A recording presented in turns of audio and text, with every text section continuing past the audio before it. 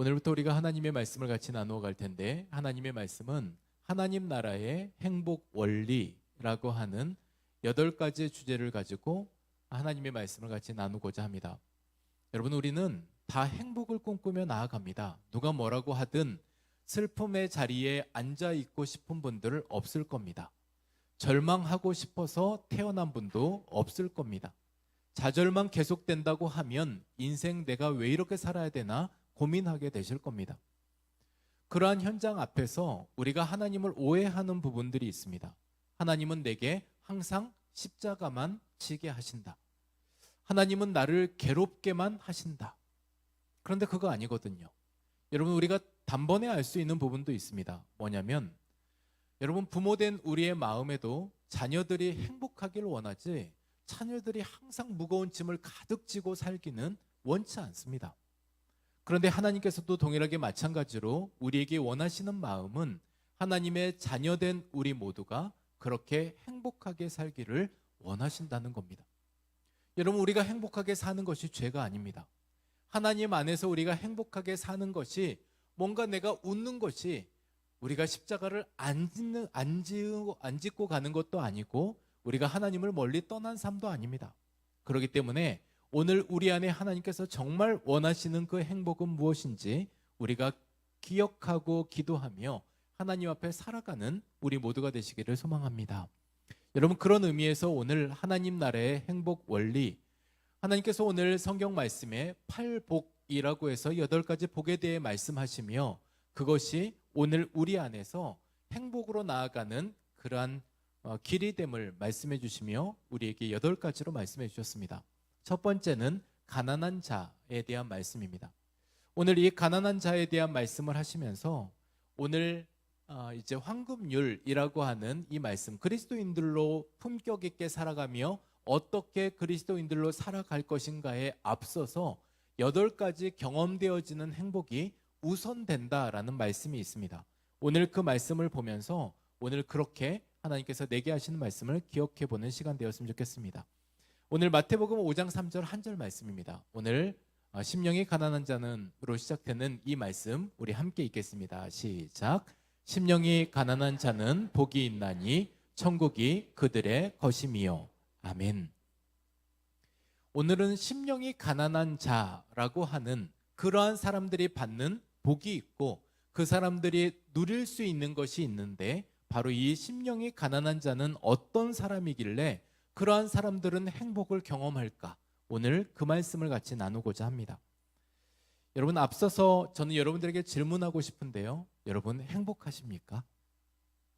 아멘 하시는 분들도 있고 생각에 필요하다라고 말씀하는 분들도 있고 답은 안 하셨지만 아니 나는 지금 안 행복해 라고 말을 하고 싶은 분들도 있을 겁니다. 그러면 제가 다시 한번 여쭤보겠습니다. 여러분, 정말 행복하십니까? 답이 는 거는 의외의 반응입니다.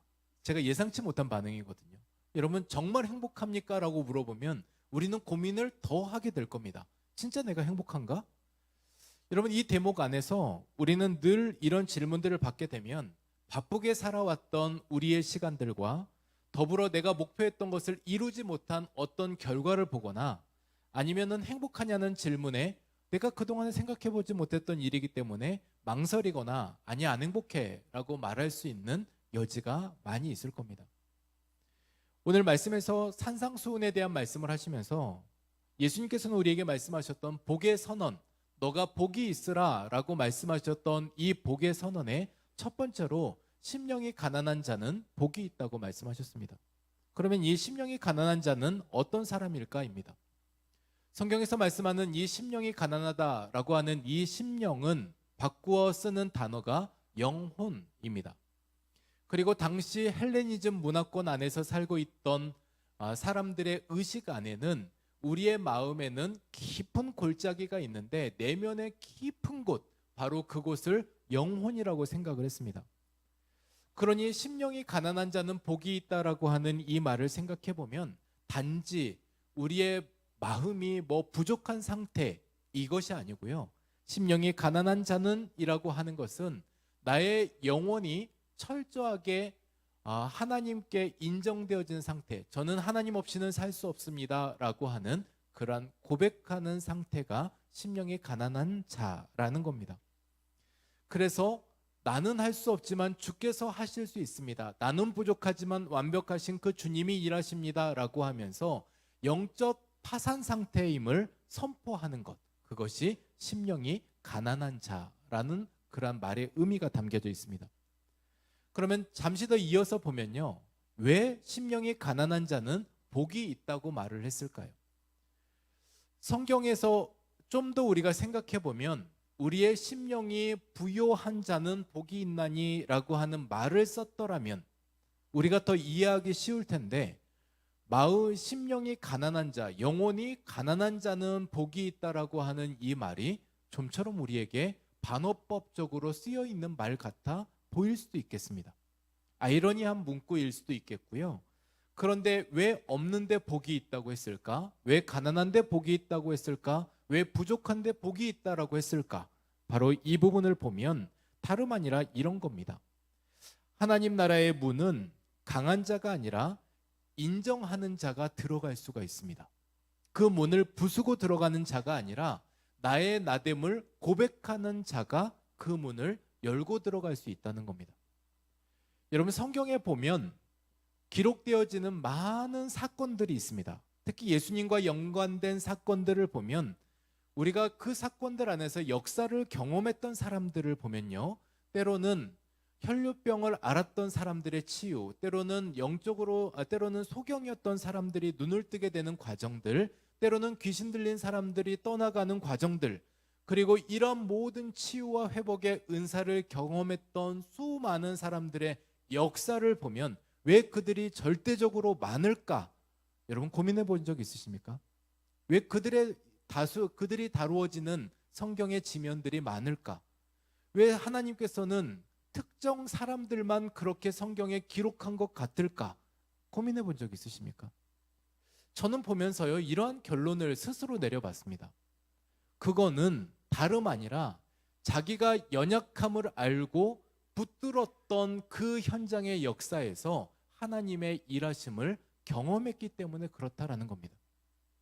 다시 말해서 자신이 결핍을 알고, 나의 부족함을 알고, 나의 연약함을 알고, 내 스스로는 이것을 해결할 수 없음을 고백했을 때 그 일 안에서 하나님께서 일하심을 느꼈다라는 겁니다.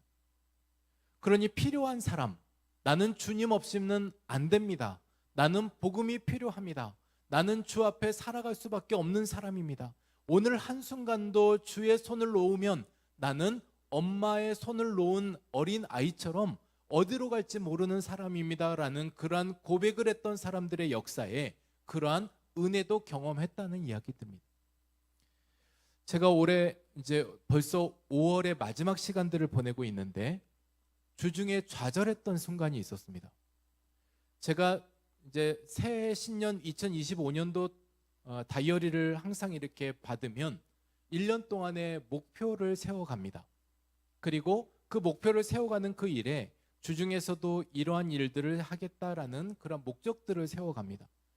크게는 내가 영적으로 어떻게 성장할 수 있을까라는 목표를 세워가고, 그리고 나는 어느 영역에서 섬김의 일을 할 것인가도 세워가고, 내가 지식적으로도 어떻게 성장할 것인가의 목표도 세워가고, 이러한 개인적인 건강을 위해서도 목적을 세워가고 목표를 세워가는데 딱 펴는 순간 한숨이 나왔습니다. 계획만 거창했다. 내가 이렇게 계획은 거창하고, 그리고 계획은 섬세하고 꼼꼼하고 이루 달할 수 없이 빈틈없이 세워놨는데 왜 이렇게 이루은 과정들을 보면 하나같이 이렇게 빈틈이 많을까? 왜 이렇게 이룬 거는 별로 없을까?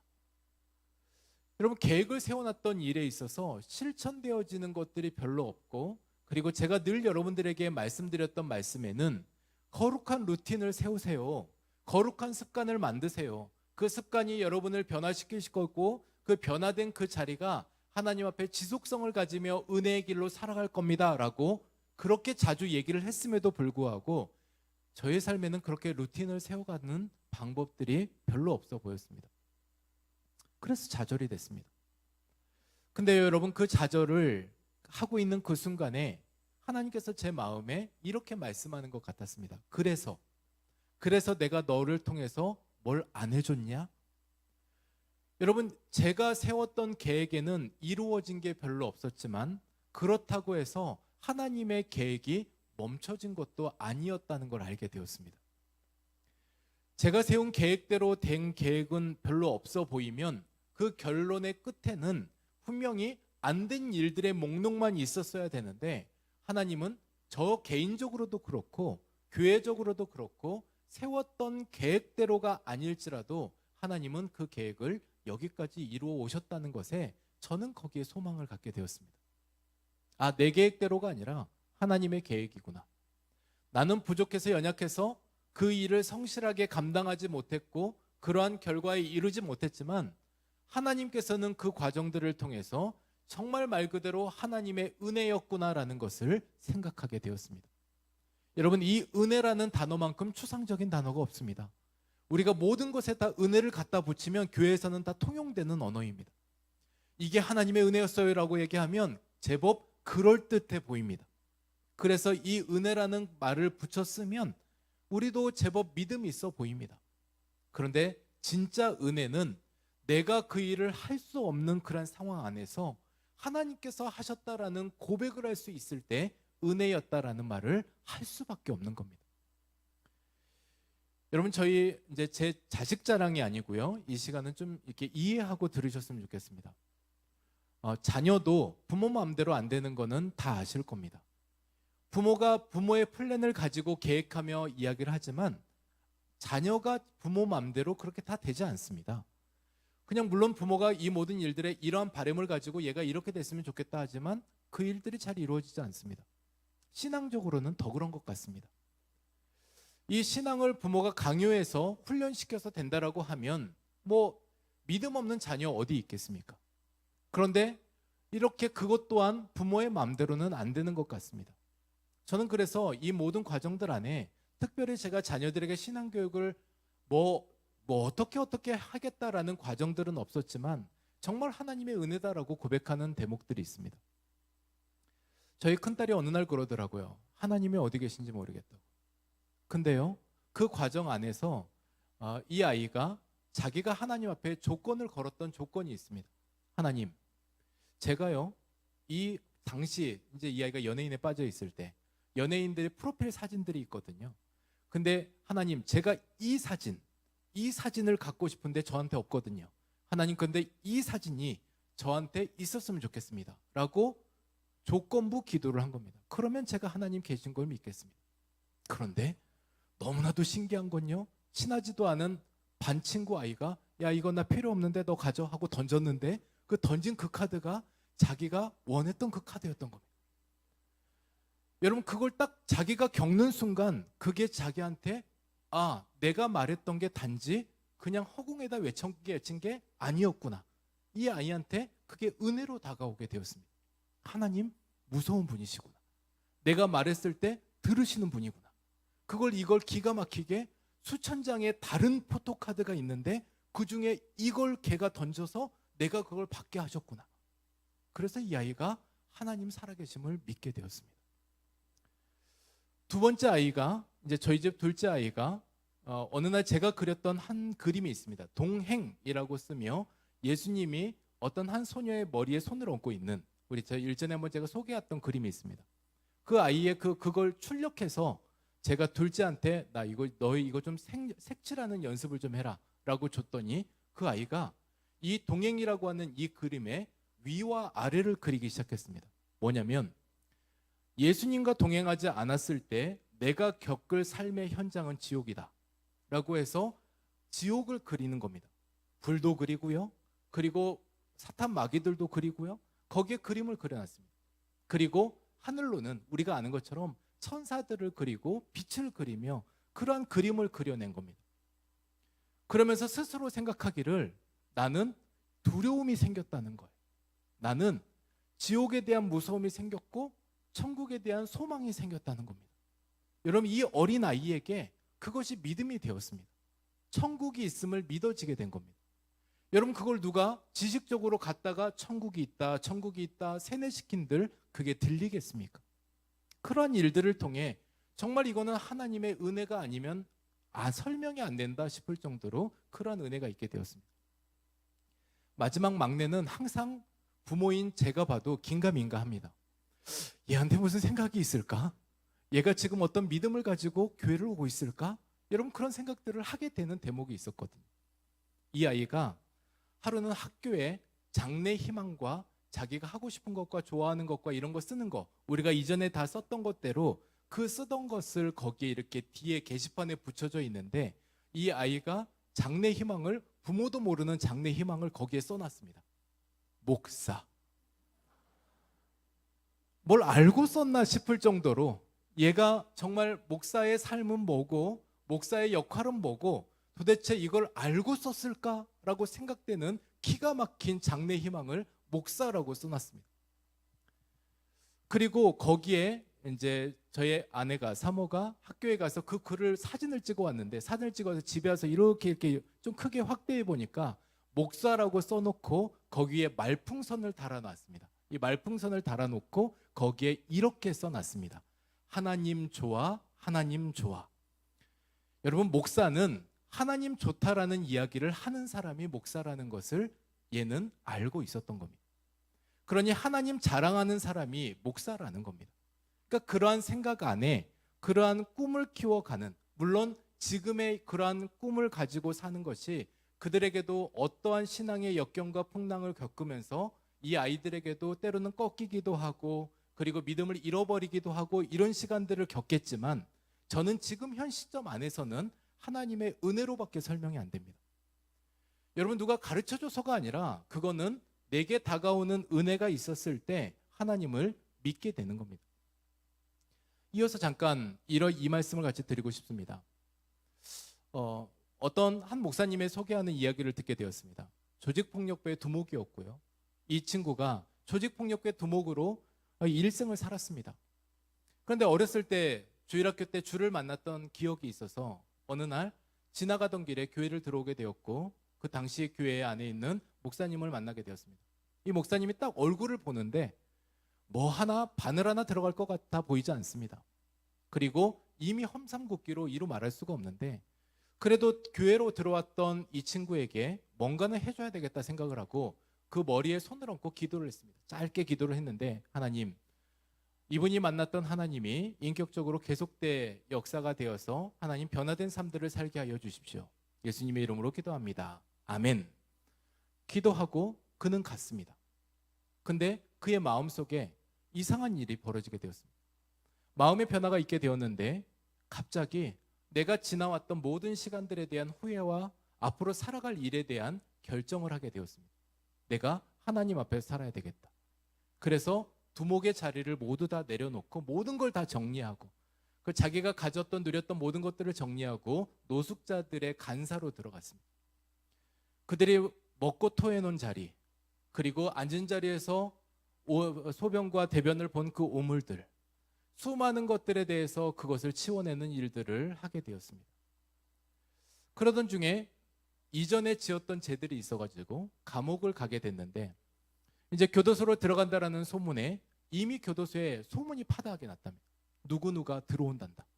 그래서 서열 정리가 이미 다 되어버렸더랍니다. 들어가기 전에 우리 형님이 들어오시면 누울 자리, 그리고 형님이 쓸 물건들, 형님이 다닐 때 누가 거기에서 수발을 들 건지 이미 조까지 다 편성이 돼 있더랍니다.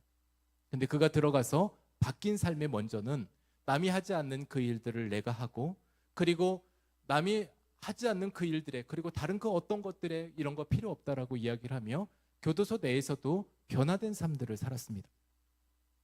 여러분, 회개가 뭘까요? 여러분, 우리는 회개는 감정의 변화라고 생각하는데 회개는 단순합니다. 이전에 했던 것을 안 하고 주께로 돌이키는 겁니다. 회개는 이전대로 살 수 없다라는 선언과 더불어 이후의 삶은 내가 절대 이전의 것은 안 하겠다라는 그런 말들로 주 앞에 살아가는 것이 회개인 겁니다. 그런 결정들을 하고 살아갔습니다. 문제는 뭐냐면 조직원들입니다. 두목이 이러한 상태가 되어버렸으니 조직이 이제 와해돼 가는 겁니다. 조직원들은 불안해진 겁니다. 예수님을 따르던 제자들의 삶처럼 예수님이 십자가 지시니까 제자들은 어디로 가야 될지 몰랐던 그러한 순간들처럼 조직원들이 너무나도 이제 우왕좌왕 방황하기 시작했습니다. 야, 우리는 어떡하라고? 이제 여기에 당황을 하고 이제 마침내 두목이 출소하는 날, 그 형제가 출소하는 날, 조직원들이 검은색 세단과 검은색 양복을 입고 차 몇 대가 쫙 교도소 앞으로 들어왔습니다. 그때 이 목사님도 그 전에 관계가 있어서 그분도 거기를 갔습니다. 그랬더니 이 조직원들이 이 목사님을 알아본 겁니다. 당신이 우리 형님께 기도해 준 사람이냐? 우리 형님이 진짜 변화됐냐? 그랬더니 목사님이 그렇다. 그랬더니 이 조직원들이 아이씨, 화를 내더랍니다. 진짜 변화됐냐라고 하는 것에 화를 냈던 게 뭐냐면 믿지 않는 조직원들도 하나님을 알고 믿었다는 거예요. 그들도 하나님의 역사가 있으면 우리 형님이 바뀌었다라는 것을 인정했다는 겁니다. 그래서 그 조직원들이 정말 바뀐 우리의 형님의 삶, 바로 그것이 하나님의 역사가 아니면 자기들의 눈으로 봤던 사람이기 때문에 그것을 인정할 수밖에 없더라라는 것에 이야기를 하셨습니다. 여러분, 우리는 뭡니까? 우리는 이러한 모든 일들 안에 나는 그러면 그 주님을 얼만큼 의지하고 있는가? 오늘 말씀에서는 오늘 은혜 없이는 살 수 없다라고 성경에 기록되어 있고 그러한 삶들을 살아왔던 사람들, 포로된 자들에게 하나님께서는 그 가운데 자유를 주셨고 눈먼 자에게는 영적으로 소경된 자들, 그리고 실제 눈으로 보지 못하는 그런 분별 없는 삶을 살아가는 동안에도 하나님이 그들을 붙들어 주셨다라는 그 사실을 믿고 그 안에서 회복을 경험했던 사람들. 근데 그러한 사람들의 삶 안에 오늘 심령이 가난한 자는 어떤 특징을 가지고 있겠나라는 겁니다. 오늘 심령이 가난한 자, 그러니 하나님을 전적으로 의지하는 자, 저는 영적 빈털터리입니다. 하나님 없이는 저는 살 수 없습니다라고 고백하는 사람들의 특징들이 있습니다. 나타나는 특징이 있습니다. 그것이 그들 안에는 열매로 나타날 수밖에 없는 겁니다. 그것은 무엇인가 우리가 좀 살펴보겠습니다. 첫 번째는 하나님을 절대적으로 의지합니다. 여러분, 이 말이 우리에게 있어서 너무 자주 들으니까 식상한 말처럼 들리지만 전적으로 하나님을 의지한다라고 하는 것은 내가 거기서 떨어져 나가면 살 수 없다라는 고백이 담겨진 고백입니다. 그러면 요한복음 15장 5절 말씀을 저와 여러분 같이 읽겠습니다. 하나님의 말씀 함께 읽겠습니다. 나는 포도나무요 너희는 가지라. 그가 내 안에 내가 그 안에 거하면 사람이 열매를 많이 맺나니 나를 떠나서는 너희가 아무것도 할 수 없음이라. 아멘. 오늘 심령이 가난한 사람, 바로 이 사람은 하나님 없이는 살 수 없다라는 자신의 고백을 하는 사람입니다. 여러분, 그 사람은 다름 아니라 제가 하나님을 떠나서는 아무것도 할 수 없습니다. 포도나무는 나무에 붙어 있는 가지가 떨어지면 거기에 열매를 맺을 수 없는 것처럼, 반면 열매를 맺으려면 붙어 있어야 되는 것처럼 저는 주 없이는 살 수 없습니다라고 그렇게 고백하는 사람이 심령이 가난한 사람이라는 겁니다. 오늘 그래서 하나님 없이는 저는 호흡마저도 버거운 사람입니다. 저는 뼛속까지 하나님 없이는 살 수 없는 사람입니다 라고 하는 그런 자각이 있는 사람, 바로 그 사람이 심령이 가난한 사람입니다. 두 번째는 심령이 가난한 사람의 특징은 자기 의에 빠지지 않습니다. 왜 그러냐면 철저하게 자기가 이러한 사람인 것을 자각했잖아요. 나는 이렇게 부족한 사람이야. 주 없이는 살 수 없는 사람이야. 그러면 그에게 있어서는 이렇게 해서 이루어진 결과가 내가 했다라는 고백을 할 수 없다는 겁니다. 그래서 자기 의에 쉽게 빠지지 않습니다. 오늘 시편 42편 1, 2절 말씀에 사슴의 이야기를 통해서 말씀하고 있는 말씀의 본문이 있는데 오늘 이 말씀의 본문을 우리 같이 읽겠습니다. 하나님이여, 사슴이 시냇물을 찾기에 갈급함 같이 내 영혼이 주를 찾기에 갈급하나이다. 내 영혼이 하나님 곧 살아계시는 하나님을 갈망하나니 내가 어느 때에 나아가서 하나님의 얼굴을 배울까. 아멘. 오늘 말씀에 갈망이라고 되어 있는데 갈급한 사람이 갈망합니다. 대신에 결핍을 모르는 사람, 부족함이 없는 사람은 쉽사리 갈망할 수가 없습니다. 갈망을 잘 하지 않습니다. 그래서 오늘 말씀에 보면 자신이 하나님을 갈망하는 사람입니다라고 하는 그 마음들을 가질 때 그 안에서 또한 이렇게 채워짐을 경험했다는 그런 말씀인 겁니다. 그래서 가난하다, 내가 이렇게 부족한 존재이고 나는 주 없이는 살 수 없는 사람이고 내가 지금 그것을 갈망합니다라고 하는 고백이 있는 사람에게 그러한 은혜가 주어진다는 겁니다.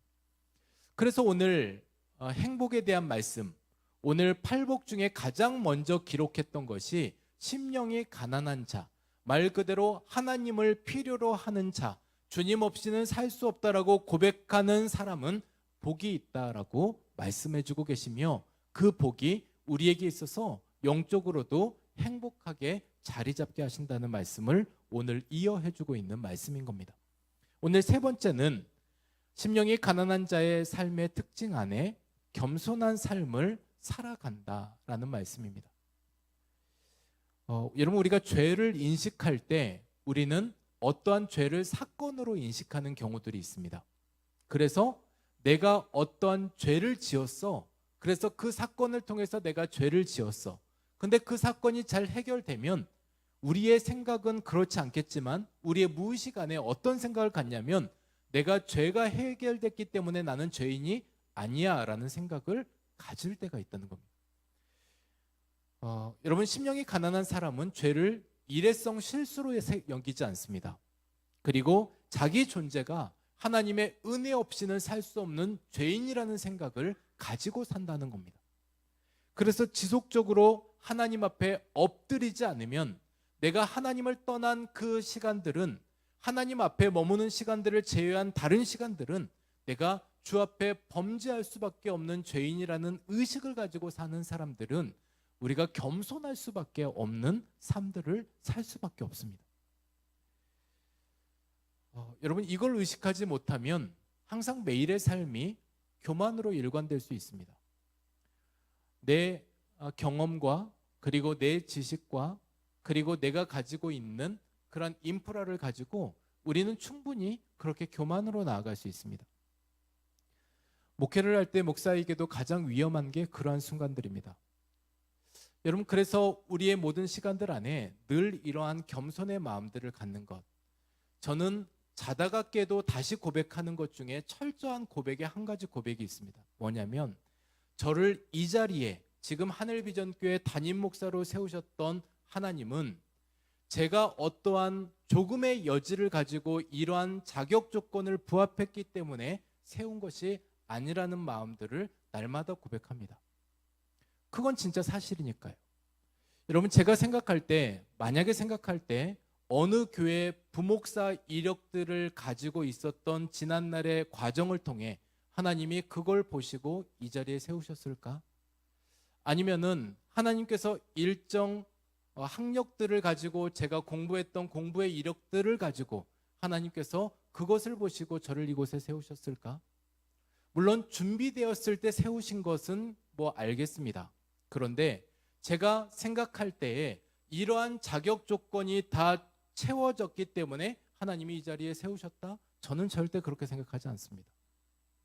전적으로 하나님의 은혜가 있어야지만 가능한 일이고 그 하나님의 부르심이 있었기 때문에 제가 설 수 있었다는 고백을 가지고 살 때 저는 적어도 오늘 교만한 마음들이 또 올라올 때 그걸 쳐내려갈 겁니다.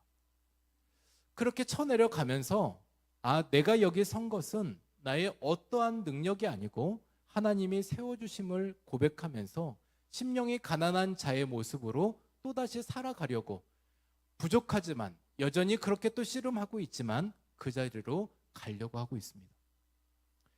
여러분, 우리는 늘 이러한 고민 안에 살고 있지 않습니까? 때로는 신앙의 걸음을 걸을 때 제대로 신앙생활 해보려고 할 때 너무나 고민되는 순간들이 있습니다. 가시밭 같거든요. 힘들거든요. 그래서 내가 한 발 물러서고 싶은 마음들이 듭니다. 때로는 내가 이제 물러서서 신앙생활을 좀 편하게 하고 싶습니다. 얼마든지 그럴 수 있으니까요. 얼마든지 그럴 수 있으니까 편하게 하고 싶은데 마음속에서 요동하는 생각은 그렇게만은 살아갈 수 없다라는 마음의 충동이 있어서 또 거기에 고민을 합니다. 그 중간 어느 지점에서 늘 우리는 갈등하며 살고 있지 않을까 싶습니다. 이러한 순간 안에서 오늘 우리가 또다시 고민하며 나아가지만 오늘 이 고민에서 우리가 다시 고백하는 것은 오늘 이 말씀의 결론부가 있습니다. 심령이 가난한 자는 복이 있나니 천국이 너희 것이며. 여러분, 우리에게 복이 있는데 그 복이 뭐냐면 천국이 너희 거다라고 이야기를 합니다. 여러분, 천국이 어떤 곳일까요? 천국은 하나님이 계시는 그곳이 천국입니다. 여러분, 천국을 우리가 다른 공간적인 비교하지만 그 공간적인 어떠한 개념을 뛰어넘어 천국은 하나님이 계신 그곳이 천국입니다. 그러면 오늘 우리가 살아가고 있는 이 시간, 오늘 우리가 살아가고 있는 이 시간, 하나님께서 전적인 하나님의 은혜를 구하며 그렇게 사는 삶을 통해서 하나님께서 지금도 나와 동행하시고 일하시며 붙들어 가시며 나와 함께하고 계신다는 그 경험을 가지고 사는 오늘의 시간은 분명 우리 안에 천국의 삶을 살아가는 시간들입니다. 오늘 그러한 마음들을 가지고 하나님의 말씀의 지배를 받으며 한 주간 동안에도 주님, 오늘 제가 행복할 수 있는 근거는 저는 부족하지만 하나님 주께서는 완전하신 분이 나를 오늘 이끌어가고 계신 이 고백과 더불어 이렇게 살게 하시는 지금의 삶, 그것이 저에게 행복입니다. 오늘 그러한 고백으로 하루를 살아가며 한 주를 살아가며 또다시 다음 주에 우리가 이 행복 원리를 다시 경험할 때 하나님께서 내게 하시는 그 말씀을 우리 기억하며 나아가는 또 다른 시간들이 되시기를 주님의 이름으로 축복합니다. 오늘 이 시간 우리 같이 찬양하겠습니다. 은혜로다라는 찬양입니다. 하나님, 제가 말로 다 설명할 수 없고 하나님의 말씀이 내 마음에 들어오면서 어느 순간 이 말씀이 내 마음에 요동하기 시작하고 내 마음이 고장나 버려서 하나님의 그 말씀에 순종할 수밖에 없도록 그렇게 바뀐 내 삶, 오늘 그거는 은혜가 아니면 설명할 수가 없습니다. 오늘 말씀이 정말 추상적인 말씀인데요, 이 말씀을 들으면서 어떤 분들은 저거는 내가 받을 말씀이야 또다시 오늘을 그렇게 말씀으로 결정하는 분들도 계실 겁니다. 뻔한 얘기를 말씀으로 전할 때 목회자의 마음속에 너무나 부담들이 있습니다. 그런데 이 뻔한 이야기가 마음속에 감동으로 다가와서 그래 내가 그렇게 살아야지라고 하는 하나님의 말씀에 반응하게 될 때 오늘 그 안에서 우리는 또다시 행복하게 살 수 있습니다. 오늘 이 시간이 우리에게 있어서 또 다른 시작이 되어서 하나님, 제가 주님과 더불어 살아가는 행복의 원리에 하나님 그동안에 또다시 저는 잊어버리고 그렇게 말씀의 원리를 잃어버리고 내가 뭔가 해결하려고 그렇게 살아가지만 발버둥 쳤지만 주님, 제가 어떻게 하면 좋겠습니까? 주께 물어볼 수 있는 그 마음, 거기에서부터 시작해서 하나님과 함께 가고자 하는 그 마음으로 우리의 삶에 행복을 경험하셨으면 합니다. 그것이 천국의 삶이 되실 겁니다. 오늘 우리 시작된 내라고 하는 이 찬양을 통해 하나님의 그 은혜가 고백되어지는 이 시간이 되시길 소망합니다. 찬양하겠습니다.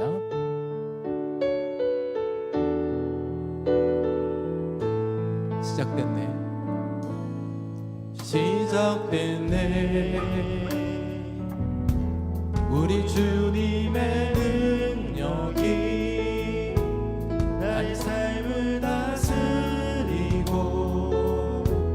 새롭게 하네. 자유하네, 자유하네. 죄와 사망으로부터, 죄와 사망으로부터 나의 삶은 변하구나. 충만하네. 은혜로다, 은혜로다. 주의 은혜, 주의 은혜, 한량없는 주의 은혜. 은혜로다, 은혜로다. 주의 은혜, 변함없는 진실하신 주의 은혜. 우리 다시 한번 찬양하십시다. 시작됐네, 시작됐네.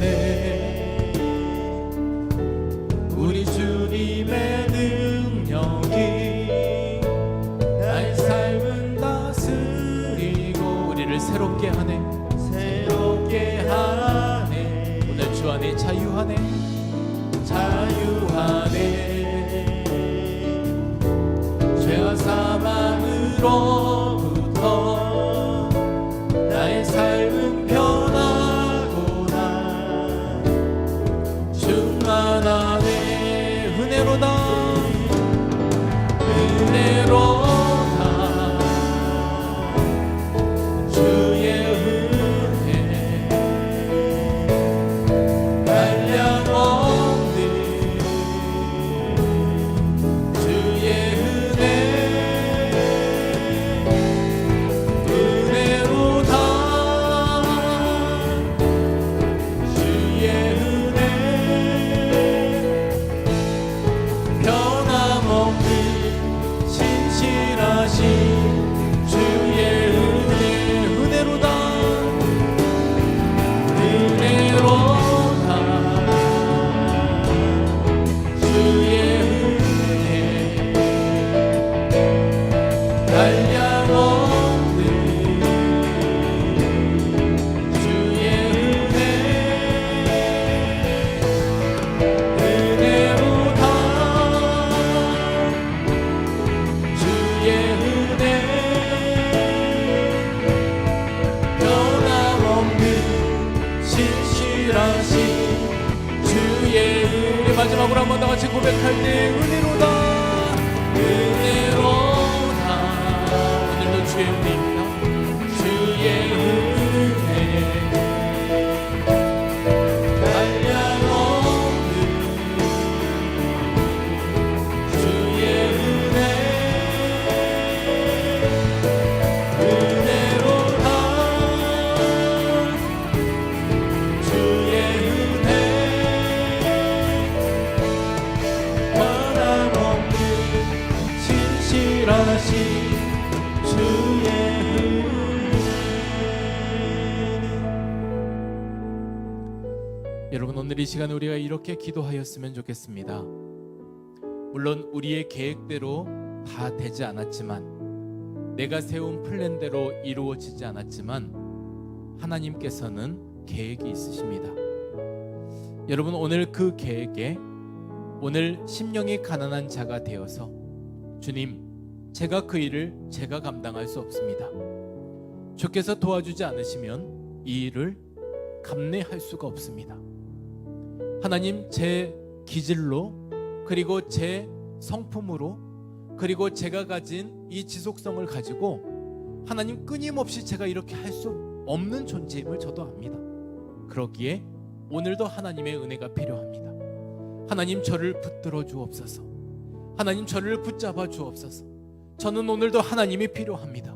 하나님, 그것이 저에게 복입니다. 하나님, 그러한 주와 함께하는 이 복을 통해서 오늘도 하나님께서 저와 함께하고 계신다는 이 천국의 시간들을 살아가게 하여 주옵소서. 하나님, 이러한 시간들, 제가 현재 겪고 있는 수많은 일들이 있습니다. 남들에게 다 고백하지 못했던 일들도 있고, 그것이 자녀 안의 관계 속에서 하나님, 내게 있는 큰 문제로 생각되어지는 재정적인 어려움들 안에서, 신앙의 여러 낙심 안에서 하나님, 오늘 제가 겪는 이러한 일들이 있습니다. 하나님, 오늘 주님이 필요합니다. 주님, 오늘 저에게 찾아와 주옵소서. 주님, 저를 만나 주옵소서. 하나님, 이것이 저의 행복의 시작과 출발점이 되게 하여 주옵소서. 주님, 오늘 그러한 시간들 되게 하여 주옵소서. 오늘 하나님 앞에 우리가 주여 한번 부르시고 같이 기도하며 나아가겠습니다. 주여